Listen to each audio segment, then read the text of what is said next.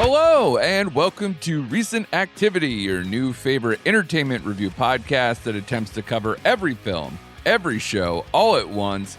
I am your co-host, Andrew Morgan. With me, as always, appearing in Infinity Vision, it's Shane Beauregard. How are you, sir? I am doing fantastic, sir. I'm doing great. You are a premium format if I've ever seen one, sir. Thank you, sir. Appreciate it. Thank you, as always.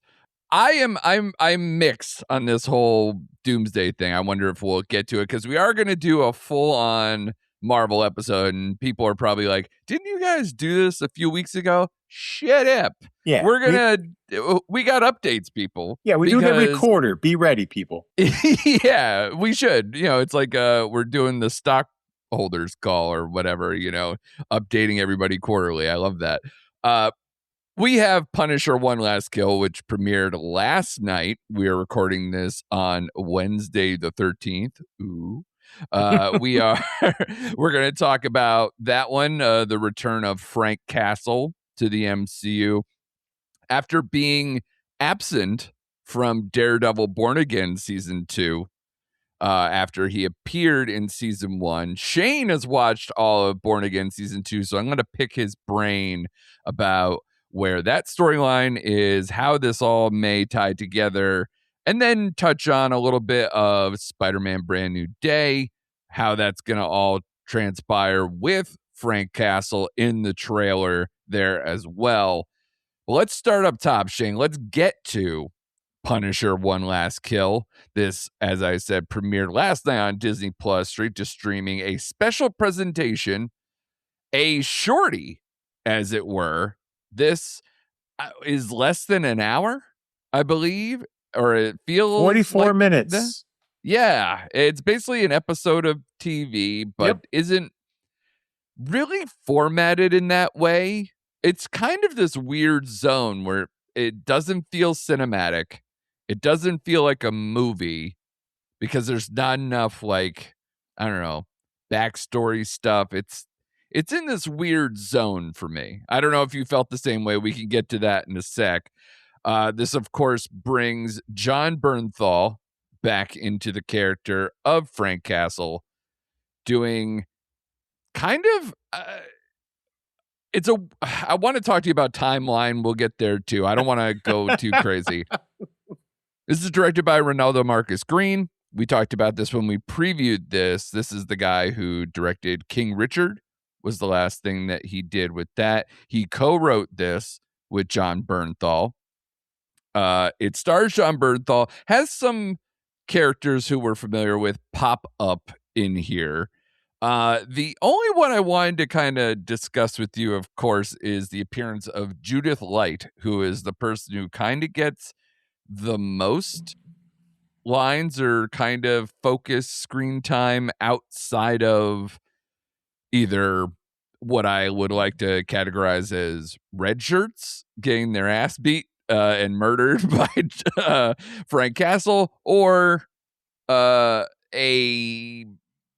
smattering of hallucinations, flashbacks, things with other characters we have, including pieces of Daredevil and some other military aspects. But we have this as it follows Frank Castle, a PTSD-addled veteran who returns to action when Ma Nucci of the Nucci crime family, a wheelchair-bound crime matriarch who seeks revenge after he killed her son, forcing him to fight off the city's criminals descending upon him.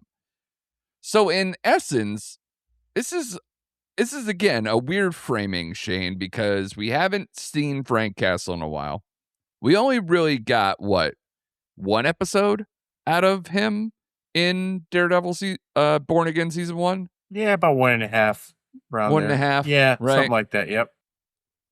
And this is tied to, if I'm not mistaken, the Nucci family killing ties back to Punisher Season 1, where he kills this crime family, correct?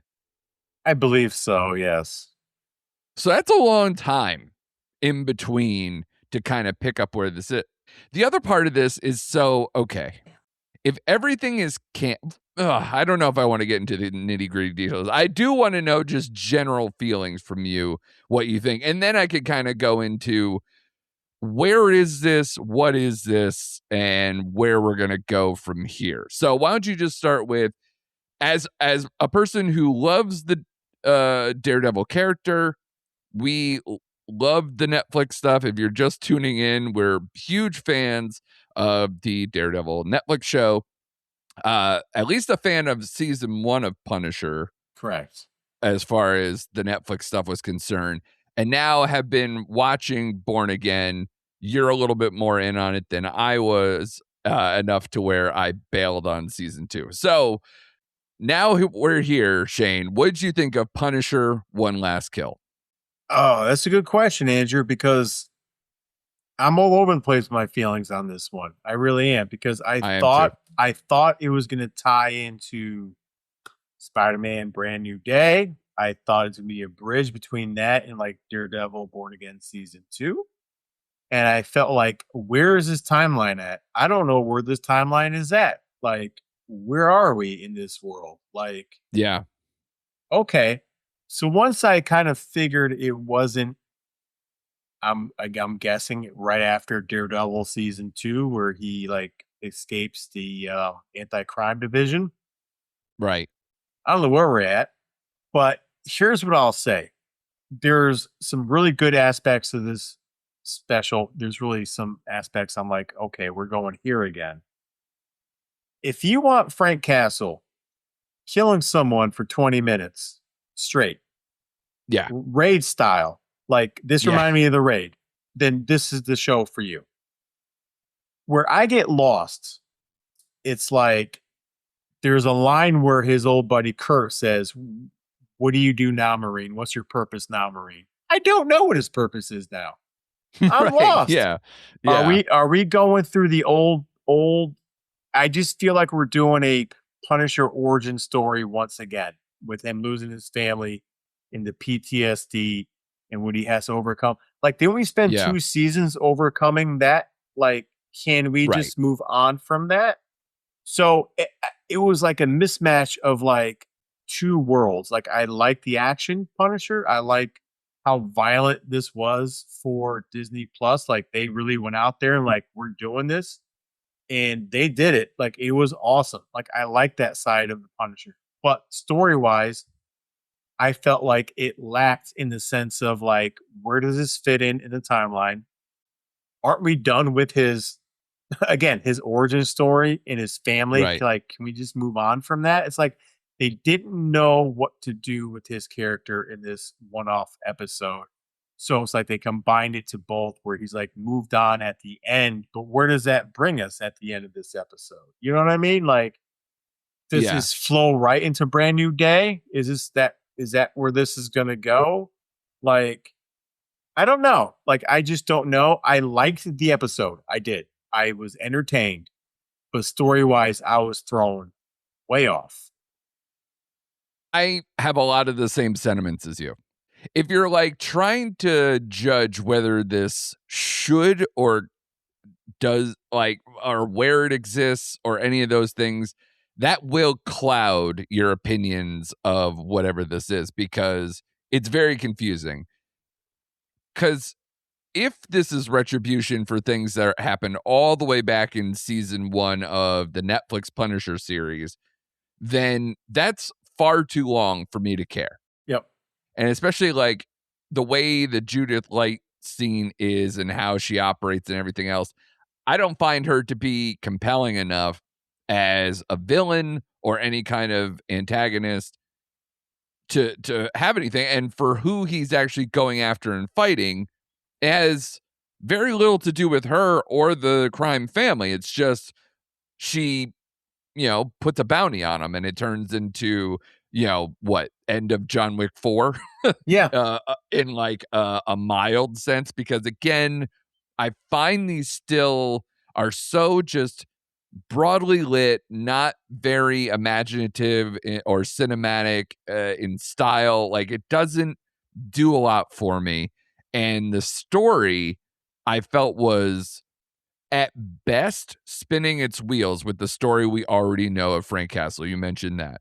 And then at worst, over dramatized stuff that I did not connect with, because I prefer him to be coming off of something to create action instead of inventing a guy sitting in a room just losing his mind.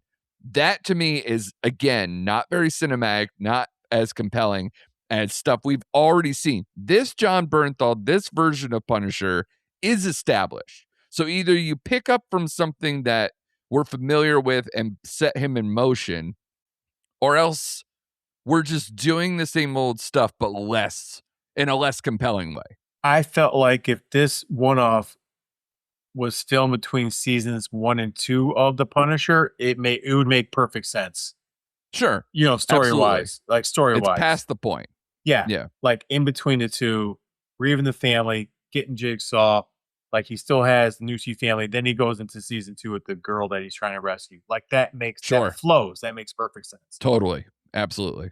I just felt like this storyline just got us into him doing what he does best, and we want the action of John Bernthal and the Punisher, and him clearing floors and him wiping people out. Which, trust me, I enjoyed those 20 minutes of him going from floor to floor, like just killing people. Sure. And don't tease me with a good time to start blasting Hatebreed in the Right. period Yeah, that I yes. like Hatebreed the most. Thank So you. please, and to also tease me with him doing pull-ups to Danzig. Yes. You amp me up and then completely take me out immediately following both moments. So almost. I am glad you mentioned the Hatebreed thing, because that pumped me up. I'm Yeah. like, oh, here we go. Like, Sure. So if you're in this for the action sequences, you're gonna be satisfied. If you want to see John Bernthal kick ass for 20 minutes, 25 minutes, awesome. The storyline is where it's gonna lose you. In the end, I overall liked the one-off episode. I just felt like the timing was off of where they wanted to place it within the mythos of the whole Marvel stuff. But Right. if you want to like get the Punisher back to his roots of season 1 and 2, this should satisfy you to no end, because it did feel like the raid. It felt like I felt like I was watching Judge Dredd in some cases, and the raid, as far as Sure. him clearing floors and jumping down and going through. Like, you know, Right. so I like Yeah, that aspect. That and poor, don't be his neighbor. I yes, think you could at least take that away from this episode. correct. And where it ends is where we don't know where it's going to pick up to next. Does it pick up in Spider-Man Brand New Day for where his new digs are? Who knows? Here's everything that's confusing about the timeline in a nutshell. One, I read an article where they said that this is supposed to do two things. One, show what he was doing during the time of Born Again season 2. So it's supposed to be that time. That again, I'm reading articles about it. It's not like confirmed things that I'm aware of. But it's supposed to explain that and then also set up what the current status of Frank Castle is as we lean towards Brand New Day. Here's my problem with those things. One, as already mentioned, this is tying together a loose end from season 1 of Punisher Netflix. That's entirely too much time in between. Most people probably forgot it because that wasn't even the focus or the last images of season 1. That I think is in the opening episodes of season 1 before he gets everything. But even all that aside, if this explains what he was doing instead of what was happening in season 2, I don't think he would like it explains fully. It doesn't justify, it doesn't carry over any kind of vibe or status point of anything from Born Again season 1, let alone show what's kind of going on with season 2. And it more carries over from the moments of the Netflix first season, which is pointless in all of this. So, and as far as New Day is concerned, let's get to the point where like New Day is already kind of, I don't want to say confusing enough, but it still is operating in a new timeline like Doctor Strange spell stuff here where we're moving on from a post Spider-Man knowing MJ and Ned version. Now I have to add Frank Castle to this equation where he knows Frank by first name and has coexisted with Frank Castle in this timeline too. And does that mean that this Frank Castle that we just saw is the same Frank Castle from Kingpin's New York, and he knows Spider-Man, and he's in this Doctor Strange version of events timeline too? That's a lot for me to swallow. And also, none of what's going on in this talks or implies anything regarding anything we just said, whether what came immediately before or what's to come after. Do you find that to be true? I do find that to be true. Like, I can see where I can't see where this is after Daredevil Born Again season 1. I really cannot see, based on his actions in that season Or even during season 2. or during season 2, where he's just breaks out of his cell and just goes and does this. It just doesn't add up. Now, I can't speak how PTSD affects different people. Like, I don't know. Like, I try to like suspend my belief, like maybe this is really lingering him longer than other people and he's really struggling with this. Who might have judged that aspect of his personal life, right? I still don't see it happening during the Daredevil timeline. But at the end of this series, where he has this, we finally see the skull suit, we see everything, which, by the way, we didn't see for like 42 minutes of this special until the very end. Yeah. It's like maybe at that point has embraced who he was, and that leads him into Brand New Day, where he like is seemed to be driving the van. He's fully in his gear. He knows who he is. Because at the end of the special, he like takes down that goon. He like kills him, like whatever. Like it seems like he's almost embraced his persona finally of being the Punisher instead of like half in, half out. Like I don't want to be this representative. I don't want the skull to represent me. But now he's like, okay, this is who I am. I'm rocking it. So maybe that's who he is persona wise stepping into Brand New Day. Sure. But that's where I go, okay. Yeah, but other than that, are we going to see that version? Yeah, but other than that, I don't see how they're going to tie him knowing Spider-Man, him knowing this, him doing. I don't know. Am I going to trust the Spider-Man writers to make that make sense because I trusted them in 3 other movies? Yes, I will give them the leeway to make it make sense for me as I'm watching Spider-Man. Sure. Yeah, well, so here, help me out a little bit because you are the person who made it through Daredevil Born Again season 2. First of all, I'm just curious because I've communicated my issues with you on this podcast and in private to being like why I jumped ship and why I wasn't enjoying the experience of it. I've heard from you and other people to be like, hey, just skip ahead to like episode 4 or 5 when it starts to actually kind of engage with its audience a little bit better or it starts to get more interesting. What did you eventually like feel about the totality of it? Where the season is? It's already been confirmed for season 3, I believe.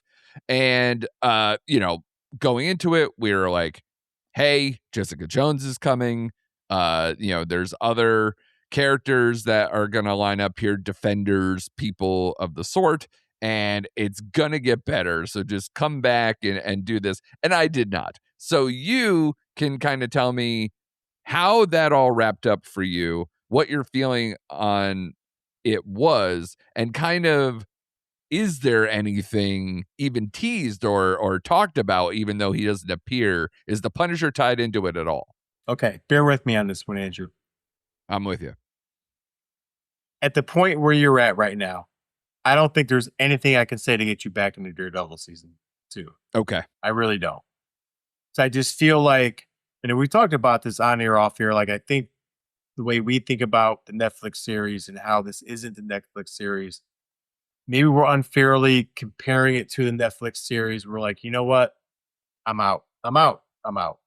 It's too much Disney. It's too much this. It's too much. I will say this though. It took a while, but starting episode 4, which is halfway through the season, by the way. So if you Right. weren't into Yeah. it by then, I liked it. It was slow going. Season 4 is when they really focused on the Bullseye character and they gave him the first half of the episode. And once it pared down to the main characters, I mean, Bullseye, Kingpin, Karen, that core group, it took off. Like they Okay. showed flashbacks of the old Netflix series. They infused it into this season, which they didn't do in Mm. season 1. They were showing clips of Yeah, not that I could Karen, recall. Yeah. Matt, like Kingpin, Vanessa. There's a whole background episode of her.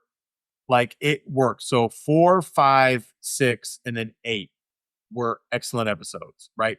But I say that and to say this, there are sort of flaws in those great episodes. There's writing, you're like, that doesn't make sense, or why are we doing this? As a whole, though, those episodes worked because they got rid of like the Kingsman storyline or the Swordsman storyline. They got rid of some of Hmm. the ancillary characters after episode 3. They kind of like put those aside and concentrated on the main core people. And then it like culminated in episode 8, which was the season finale, which I think is the highest rated Marvel show ever on Disney Plus. And it was good. Though I'm watching it and it's like, yeah, it was good, but I still have questions on a lot of things that happened in this episode. Okay. Okay, like Jessica Jones coming back. She had a scene in episode 6 where I'm like, okay, cool. And then she showed up in the last episode. So there's characters where they introduced where I thought they were planting for season 3 already. Jessica Hmm. Jones, the Matthew Lillard character, I think Okay. Yeah. Right. was planted for season 3. Bullseye ends up being a bigger part, and he's going to be in season 3 even more. Mm. Spoiler, they bring back Luke Cage in a scene where I think they set him up for season 3 going forward. So So season 2 is not what I thought or what we thought might be. Where it's not like they all come together. There's some big defenders moment. It's, no, hey, they're around. This might happen next season. Let's see you later. correct. There's a Jessica Jones and That's Daredevil annoying as moment. shit. There's a Jessica Jones and Daredevil scene where they fight together. Right. There's a couple scenes where they Okay. fight together. Okay. And then Kingpin in the last episode goes fucking bananas. So this is why I don't understand is where is his power set? Because he goes like Darth Vader, Rogue One hallway scene, absolutely bananas, and like rips people's limbs off and throws them off building, which was really cool. Like, leave it to Marvel; they know how to fight a hallway scene. They are the king of Yeah. filming hallway scenes. Yeah. The fighting sequences in this show was up to the old Netflix standard, but story wise, it was up and down. Is all I'll say. And where they leave Kingpin, it's like I'm done with that storyline. We've had it for 5 seasons. It's like, can we move on to the Matthew Lillard character, whatever he has up his sleeve? Can we move on to more Bullseye? Can we move on to like Dark Avengers or something street level? Because as great as Vincent D'Onofrio is, like it's 5 seasons. Like that storyline is bled through. I think it's finally done. It's Yeah. culminated. Especially if you tack on Echo. Yeah, and she wasn't even mentioned. Punisher wasn't mentioned. Spoiler, you should have watched it by now, but Matt Murdock reveals himself to be Daredevil in the courtroom trying to prosecute Wilson Fisk. He ends up in jail at the end of the season with the ATF, Anti-Task Force, and other members, and Kingpin ends up in exile. Bullseye ends up working for Matthew Lillard as opposed to Luke Cage, who comes back to Jessica Jones. And that's kind of how it wraps up the season. So I guess what I will say is, do you think the show is improving, especially now it's adding more of these things? And are you still hanging on for season 3? I'm hanging out for season 3 because I think season 2, albeit a slower start, I felt like they're getting their footing into what they wanted to be as Okay. opposed to season 1. So I do think that creative team is kind of like cultivating, like, this is what we want. This is where we're going. This is our tone. It did have its Disney moments, but it was more tonally like the Netflix show, just not as good. You know what I mean? So Yeah, sure. I feel like they're going in the right direction. It's just taking them some time to get there. That's all I'm saying. Okay. Now, the interesting thing about Brand New Day is this is the next thing from Marvel. We talked about how it's kind of weird that Frank Castle is here, especially because of kind of where the timeline of things are and everything else. Daredevil is in this weird place with Born Again because if you again tie into Spider-Man Brand New Day, there's no sign of Daredevil, but the hand is present throughout the like the end of the trailer, like very prominently. And that would assume, if we're tying in this whole, like, you have all the things dancing around Daredevil, but Daredevil's not in the trailer.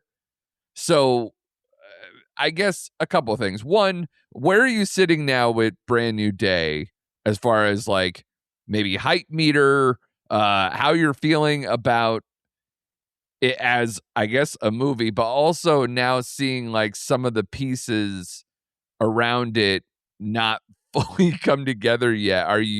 Is it like weighing on you? Like, what is going on here? No, Like, are you confused, or are you just like, this is a separate entity, I'm going to enjoy this? How is this working for you? I think this is a separate entity. I'm going to enjoy it as it's coming to me. I think a lot of the internet talk is like, is he breaking Daredevil out of jail? I think it's a misdirect. I think the hand is there for a different purpose. Um, I'm gonna enjoy it for what it is because I like the first 3 films of the Spider-Man series. So I just, again, I think they're setting us up just for internet talk. It could be the hand is rescuing Kingpin. It could be they have something to do with Kingpin. Maybe they bring Kingpin into the Spider-Man series. I think Daredevil may be mentioned. I don't think he's gonna be in it because I think where they are gonna start season 3 of Born Again is Matt Murdock in prison. I think that's gonna be the main storyline, is him in prison in season 2. So I don't see him getting out in Okay. Brand New Day. Right. But I'm excited about Brand New Day. Like, let's go. Like, nothing's gonna convince me that this movie's gonna be bad. I think it's gonna be excellent. I'm still hyped for it. And the interesting thing, though, is that I am confused about Frank Castle The and Punisher confuses the me integration. because And even like the hand and all that, it kind of confuses me because there's a lot of mentions of other canonical Spider-Man things and also mentions of X-Men tinted things. yes, So honestly, it's I a lot. have no clue what's going on. And part of that intrigues me because it's not like I'm geared up with some kind of level of expectation of what this is going to be, because I think it's confusing me enough. But I'm also a little frustrated because I am confused with how many elements, how many cooks are in this kitchen without it tipping to something else. And I also don't know if this is supposed to be a feeder into where we are with Avengers Let's Doomsday assume either. let's assume that this is gonna be a feeder into Doomsday. That's my assumption. I assume this is gonna feed us right in one of the last scenes is gonna feed us right into Doomsday. I do agree. We got the hand, we got Jean Grey, we got like a rogue Kim. Look, we see her on the bus. See, I heard that it's not Jean Grey now. It's Jean Grey. I mean, come on, it's Jean Grey. There's a lot of I things. mean, there's other X-Men things in here too where it should tip to that. And also, Right. why do you get Sadie Sink if it's not? But There's a yeah, lot going on, and I agree with you. And I still don't agree with how the Punisher fits into this PG universe, especially coming off what we just saw. yeah, Like, he's stabbing someone 30 times in the neck, blood splatter everywhere. Like, but he's gonna that fit into a scene was so Spider-Man weird. movie, right? Like, Yeah, yeah. okay.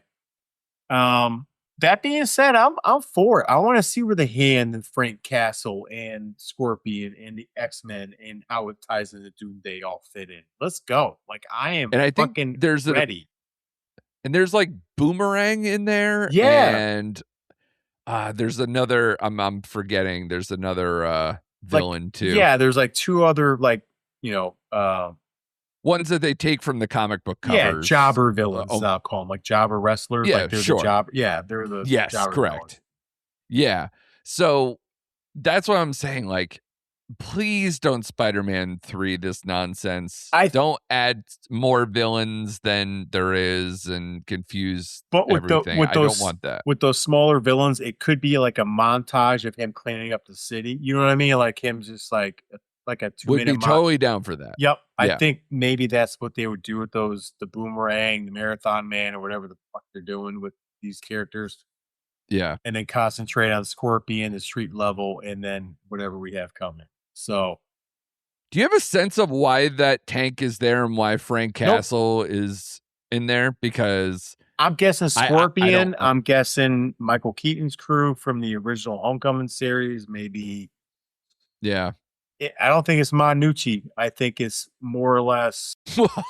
Yeah, I don't think so either. I think it is like if it is, I might lose my mind. Yeah, I think it really is Yeah. like whatever Michael Keaton's crew is called in Homecoming, between Scorpion, Vulture, that ground set of characters. I think maybe that's what Frank Castle's going after.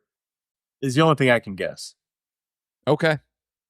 Yeah, I'm flummoxed, but like I said, I'm excited. So I don't think that Punisher One Last Kill did anything to amp me up or No. move me to anything. I don't entirely know why this was created. Correct. It was a weird time. It is, especially because I think people, if you're savvy MCU people who have been into this feeder system over and over where like something leads into something else, it's a weird time to watch this when we're gearing up for Spider-Man and Born Again just ended, and this feels like a separate arm but also not entertaining enough or new enough or nuanced enough to give me extra, like an extra backstory, extra elements of Frank Castle. So I didn't really feel the need for this, nor was entertained enough to kind of go, well, hey, this is just us, ripping shit up. And it's like, okay, it does have that, but I think it's also been done better in other parts of Frank Castle. So to me, I didn't think it elevated anything, at least bottom lining it that way. It didn't elevate. It wasn't necessary. But did I enjoy it? Yeah, I did enjoy it. And I took it for what it was. Like, it's a piece out floating in the middle of whatever timeline you want to put it in.